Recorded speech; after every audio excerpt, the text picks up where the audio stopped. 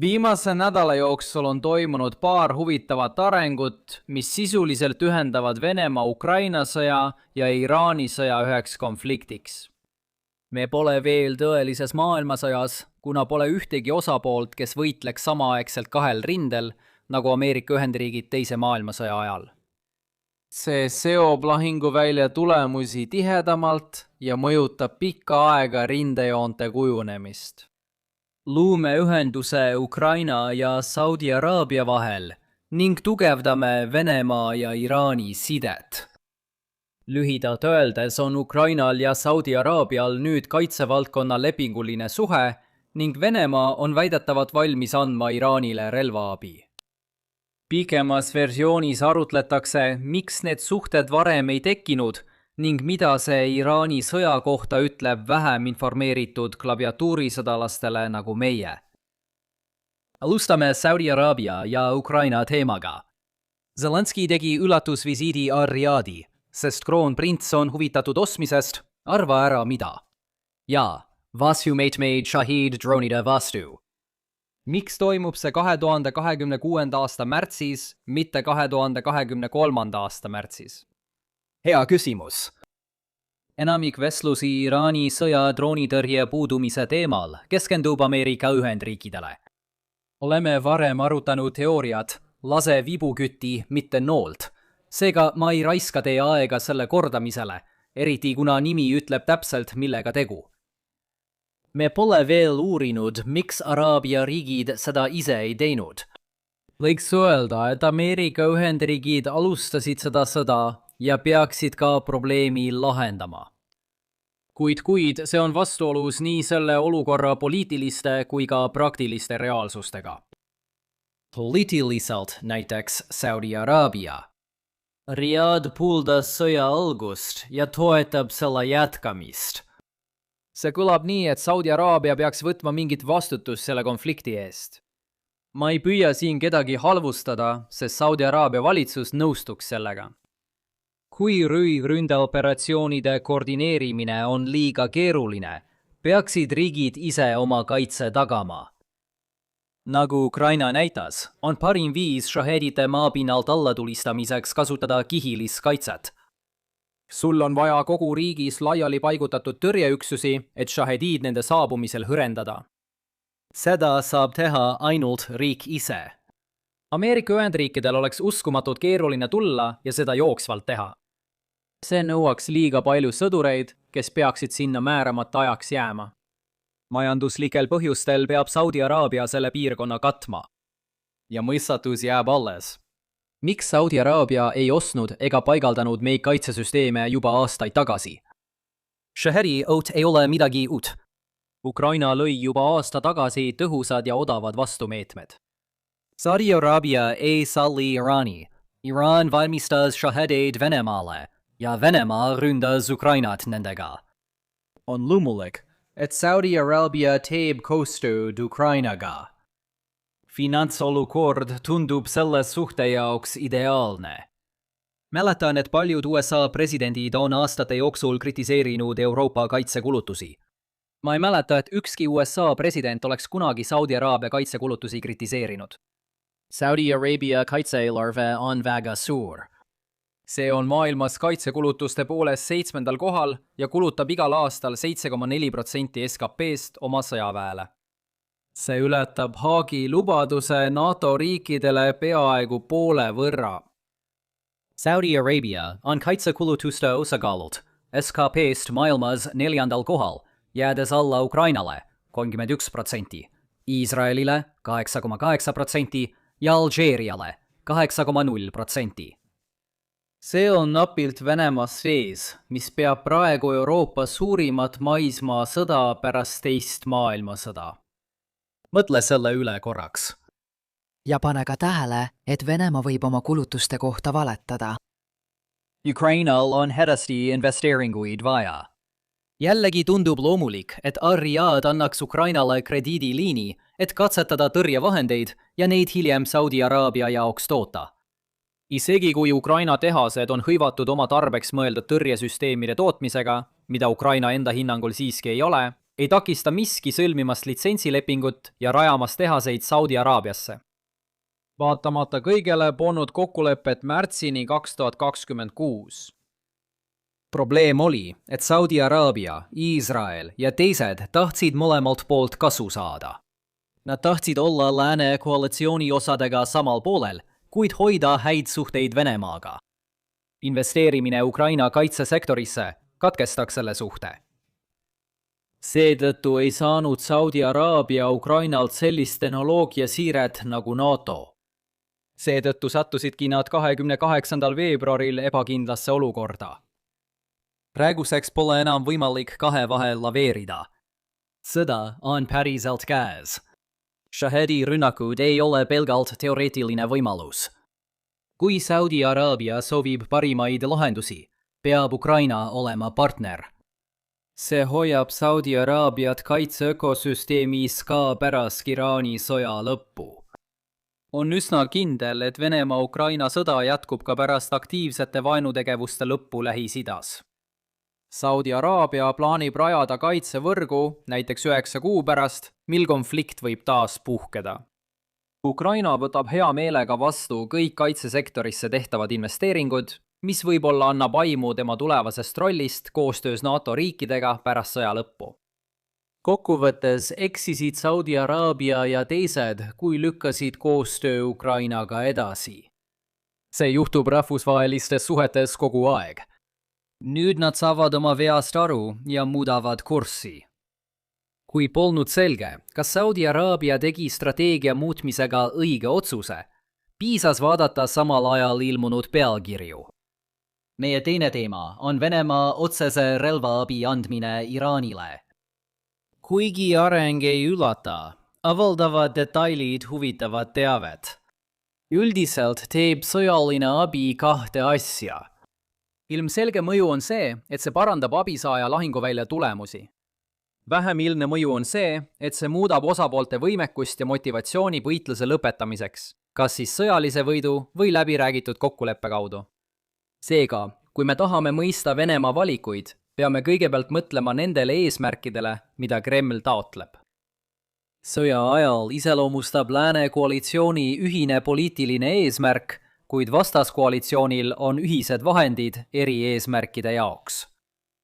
Venemaa soovib parandada oma positsiooni Ida-Euroopas, et saavutada poliitilisi eesmärke, eriti suurendada territooriumi ja mõjuvõimu. Venemaad ei huvita otseselt eriti Lähis-Idas ega Taiwani väinas toimuv. Kaudselt hoolib ta sellest väga, sest mõrgenenud lääne koalitsioon muudab Ukraina territooriumi hõivamise lihtsamaks. See on põhjus, miks Hiina on viimase kuu jooksul lihtsalt pealt vaadanud ja etendust nautinud, samuti vähemal määral viimase 4 aasta jooksul. Ka siis, kui Venemaa ja Iraan kaotavad sõjad, võib Hiina ikkagi võitjana väljuda. Lääne koalitsioon kas upub või ujub koos. Konkreetselt tähendab see, et Kreml soovib, et sõda Iraanis jätkuks. Miks? See kurnab USA varusid ja levivad kuulujutud, et Valge Maja võib loobuda Pearl Initiative'ist, mis laseb riikidel osta spetsiaalset Ameerika sõjavarustust Ukrainale saatmiseks.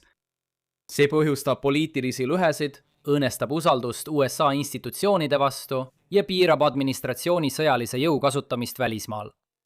Tegelikult kehtib see iga administratsiooni kohta, nii praeguse kui ka tulevase kohta. Poliitilised lõhed ulatuvad rahvusvahelisele tasandile, kus Venemaale meeldib vaadata Euroopa ja USA tülisid. See tõstab naftahindu ja annab Kremlile majandusliku päästerõnga just õigel ajal. Kui me kerime tagasi Iraani sõja algusesse, ma tean, see oli kõigest 4 nädalat tagasi, siis Venemaa ei pakkunud abi, mis oleks tulnud suure hinnaga. Moskva hakkas Iraanile jagama luureinfot ja sihtmärkide määramise abi. Kahtlemata oli see Iraani vaatenurgast ülioluline. Luurevõrkude loomise tegelik hind on süsteemide ülesehitamine. Kui need on kord üles ehitatud, on teabe jagamise piirkulu peaaegu 0. See on põhjus, miks Ameerika Ühendriigid jätkavad luureabi Ukrainale, hoolimata Donald Trumpi kõhklustest kõige muu suhtes. Seega, Nii kaua kui Kremlil oli Iraani sõjas hästi minekust isegi vähimatki kasu, sai Iraan selle abi kätte. Liigume kiiresti tänasesse päeva ja nüüd hakkame nägema, kuidas Venemaa teeb mõningaid olulisi kompromisse. Teated näitavad, et Kreml plaanib saata ravimeid, mitte midagi väga tõsist, toitu ja muud säärast ning droone. Jah, varsti tapavad Vene relvad USA sõjaväelasi ja tõenäoliselt paljusid Araabia koalitsiooni liikmeid. Saudi Araabia on oma otsusega Ukrainat toetada üsna rahul. Me ei saa välistada, et Iraan toodab endiselt osa nende Shahed-droonide komponente, mis lõpuks Vene tehastes välja tulevad, ning Teheran kasutab seda Venemaa toetuse saamiseks. Olen seda võimalust varem uurinud, oletame vastupidist ja vaatame, kuhu see viib. Peame eeldama, et droonisaadetised on olulised. Muidu on see lihtsalt üks suur eemiski. Raportite järgi usub USA valitsus, et saadetised pole tühised. Jätkame selle alusel kogu video jooksul. On selge, et see maksab Venemaale palju. Rindejoon Ukrainas pole külmunud, kuid viimastel nädalatel pole territoorium muutunud. Ukraina kasutab mõnel pool endiselt Starlinki katkestusi, samas kui Venemaa kasutab Ukraina pikaajalisi probleeme mujal. Praegu ei ole mõistlik droone jagada, kui ei saa midagi olulist vastu. Võimalik tõlgendus on, et Venemaa muretseb, et Iraani laskemäärad ei ole kuigi head. Ameerika Ühendriigid võivad peagi dikteerida sõja tulemust. Jällegi oleme arutanud, et seda arvu saab mitmeti tõlgendada. On mõneti usutav arvata, et Iraani jaoks ei ole see väga halb olukord. Kui Moskva arvaks samamoodi, pole selge, miks Venemaa ei kasutaks annetatud droone Ukraina vastu. Siiski soovitaksin olla ettevaatlik, et mitte ülehinnata Iraani ebakindla olukorra mõju sellele, kas Venemaa annab selle üle või mitte. Oluline näitaja on hoopis investeeringu marginaalne tasuvus. Ja Iraani meeleheide võib tuua suurt lisatootlust. Võimalik, et Moskva arvab, et Iraanil läheb hästi, kuid olukord paraneks väikese abiga. Sellegipoolest seisab see ikkagi silmitsi probleemiga, et Venemaa esmane prioriteet on sõja jätkamine. Nii et kõige lihtsam seletus on see, et Iraan vajab mingit abi. Vastasel juhul hakkab valitsust juhtiv isik otsima väljapääsu. Pinged nende suhetes on näha ka selle kaudu, mis ei kuulu tarnepaketti. Õhutõrje. See peaks olema Iraani peamine prioriteet. Kuid Moskva ei soovi sellist varustust annetada. Osa sellest loost on Venemaa enda vajadused. Viimases videos uurisime suuri Ukraina rünnakuid 2 Läänemere naftaterminalile. Venemaa ei suuda sõjategevust jätkata, kui need ja teised jäävad igaveseks rivist välja. Igas 400, mis läheb Iraani, on üks vähem Venemaal kodumaad kaitsmas. Teine osa loost on see, et nende relvade investeeringu tasuvus võib olla väike. Kas mäletate, kuidas Lääs alguses kõhkles Ukrainale rasketehnikat andmast? Kartuses, et Venemaa marsib niikuinii lihtsalt Kiievisse sisse. Siin võiks rääkida sarnase loo, kus Venemaa ei taha, et Iraani õhutõrje muutuks lihtsalt USA harjutussihtmärgiks, nagu juhtus Iraani sõja esimesel päeval. Hea meeles, et abi määrab marginaalne tasuvus. Lõpuks on olemas ka praktiline probleem. S-400 süsteemide tõhusaks kasutamiseks on vaja praktilist väljaõpet. See tähendab, et Vene sõdurid saadetakse Iraani, et osaleda lahinguväljal ja õpetada Iraani sõdureid lahingusituatsioonides. See tähendaks olukordi, kus Vene sõdurid võiksid tappa USA piloote. Või peaksid Ameerika piloodid tapma Vene sõdureid, kui nad sihivad õhutõrjet. Esimene juhtum suurendab eskalatsiooni riski ja rikub kolmanda osapoole neutraalsus sõjas. Me püüame vältida olukorda, mis meenutaks maailmasõda. Viimane juhtum on Vene sõduri elu halb raiskamine. Ma ei ütle, et Kreml peab neid elusid väärtuslikuks, vaid pigem, et Kreml eelistaks kulutada ressursid Donbassi prioriteetidele. Millised on meie tänased peamised järeldused? Saudi Araabia liigub Ukraina süsteeme ostes lääne koalitsioonile lähemale. Lauseena, mille ütlemine 5 aastat tagasi oleks mul kogu usaldusväärsuse kaotanud. Venemaa annab Iraanile relvaabi. See pole Iraani sõjalise olukorra kohta hea signaal Iraani jaoks. Keegi läänes ei tohiks arvata, et mäng kohe lõpeb. Video saab kohe läbi. 29. päev järjest on kirjas. Palun anna mulle 23 ja 3/4 tundi pausi, samal ajal vaata mõnda neist videotest.